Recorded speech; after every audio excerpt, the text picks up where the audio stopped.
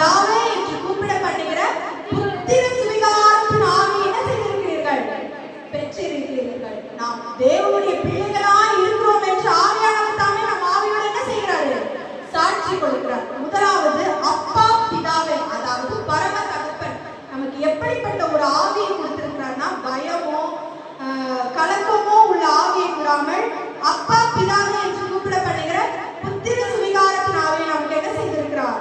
தந்திருக்கிறார். ஒருவேளை இன்றைக்கு இங்க இருக்க யாருக்காவது அப்பா இல்லாமல் இருக்கலாம், அம்மா இல்லாமல் இருக்கலாம். அதை பத்திலாம் நம்ம என்ன செய்யக்கூடாது?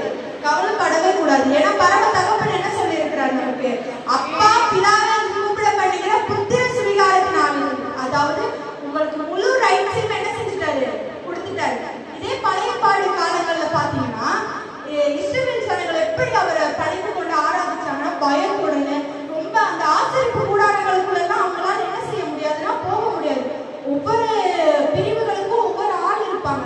இப்ப பிரகாரம் வரையும்னா என்ன செய்யலாம்னா இந்த ஜனங்கள் போகலாம். மற்றபடி அவங்க உள்ள பரிசுத்த ஸ்தலத்துக்கோ மகா பரிசுத்த ஸ்தலத்துக்கோ உங்களுக்கு போகிறதுக்கு என்ன கிடையாது?